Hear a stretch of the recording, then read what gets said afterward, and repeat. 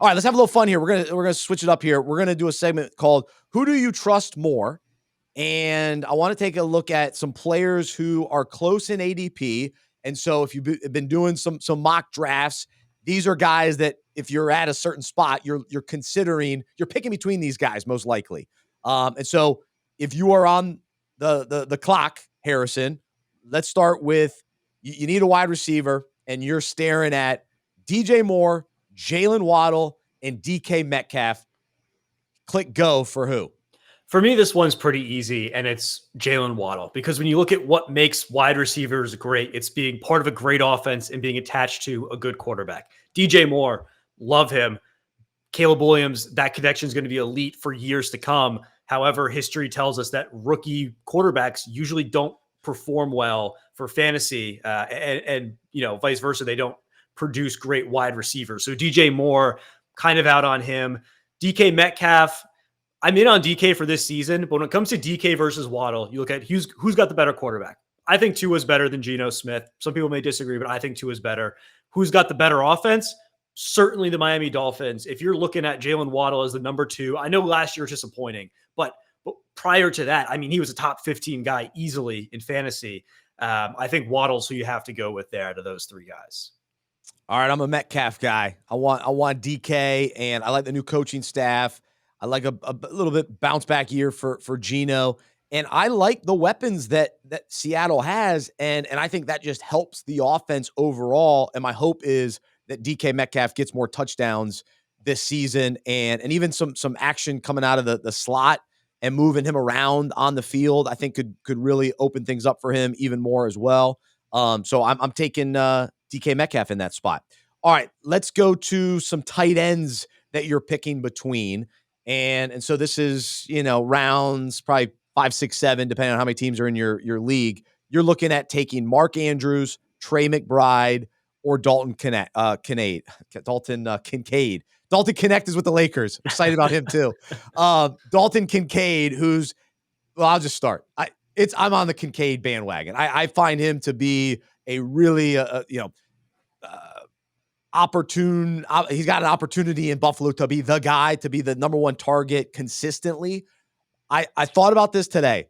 I have a feeling that the Buffalo Bills, from a wide receiver standpoint, are going to be like the Carolina Panthers team that went to the Super Bowl and lost to the Broncos. They went 15-1, lost to the Broncos. And who were their receivers? I think it was like Ted Ginn. Exactly. Yeah. No, you forget. They weren't fantasy. I love Jericho Cotchery, friend of mine. Love Jericho. Ted Ginn, Philly Brown, those guys. Okay, there was not a stud number 1 receiver. And you know what it allowed Cam Newton to do? He spread the ball all over the field, and he went with his go-to tight end, Greg Olsen. Josh Allen is very similar to Cam. You make the comparisons. Buffalo loves to steal Panthers players, so they got an eye on Panther blueprint. I think Dalton Kincaid is your Greg Olsen this year, and don't be surprised if Buffalo makes a little surprise run as everybody's writing him off, and Josh Allen doesn't have to listen to Stephon Diggs chirping in his ear every other play. I'm open. No, forget about it. I'm finding the open guy. All 3 of those receivers, Samuel, Shakir, Keon Coleman, they'll be good as I knock things over in the studio. But the one constant, the one consistent, the guy you can find in the end zone, nice big target coming into his second year. He emerged midway through last year. It's Dalton Kincaid. Let's go. Who are you taking? So I completely agree with you. And if the question's who I trust the most, I think who I trust the most is Mark Andrews. You got your jersey behind you. Yeah, a little bit biased with the jersey behind me. But I do think that Dalton Kincaid has the best upside and chance to finish as the overall tight end number 1. I love all 3 of these guys. I'm bypassing Travis Kelce and Laporta in round 2, and I'm taking one of these guys, whoever's left in round 4 or 5 instead. I think they all have great arguments to be, a top 3 tight end this season. But I agree with you. Kincaid would be the guy I would go with. All right, last one. We'll do running backs. And you're staring at Jonathan Brooks, Tony Pollard, and Jaylen Warren. I'm intrigued by all 3 of these guys. And I would say that I would like to draft all 3 of them in different leagues. And potentially, if one of them happened to slip, I'd get 2 of them. But especially in one draft, I've been doing mocks as the second pick. So you come around quickly. So sometimes you can snag 2 of these guys, but I I find myself leaning toward Jalen Warren. I just think his path to production is a little bit stronger, or his ceiling, I think, is a little bit higher, I guess, for me. If things really clicked, I see him going boom, big time. Now with Jonathan Brooks, midway through the season, like things could really click and be awesome. But you have to be patient with him. And then with Pollard, I'm actually buying Pollard and Spears. I think both of them, it is going to be a 1-2 punch. I just don't think their ceiling is as high. Now, some will argue, oh, Najee Harris, he's going to take a bunch of carries from Jalen Warren. I understand that case right now.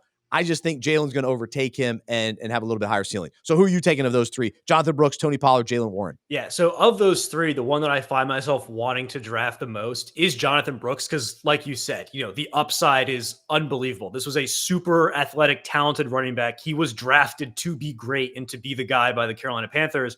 Unfortunately, he is coming into the season with an injury, but once he is healthy, I don't think Chuba Hubbard is stopping him from being, a 15, 20 touch per game type of running back. And obviously we saw what Dave Canales last year did with Rashad White in the Tampa Bay offense.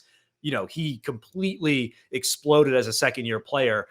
Looking at Warren and Pollard, I agree both their floors are higher, but I don't think the ceiling's nearly as high as Brooks. Tony Pollard concerns me just because, he's splitting time with Tajay Spears in an offense that may be good, but most likely is not going to be a top 15 offense in the NFL. Look at the Tennessee Titans. And then with Jalen Warren, I think he's the most interesting based on what Najee Harris does, because Najee Harris has gone down every single year of his career in terms of usage and efficiency. And you look at Arthur Smith's offenses, while we hate it from a fantasy perspective because we don't know who the guy is going to be, the last 3 years when he was in Atlanta, he turned Cordero Patterson into a top 15 running back. He got 1,000 yards rushing out of Tyler Algier as a fifth round, sixth round rookie. And then obviously Bijan Robinson and Tyler Algier last year were fantastic.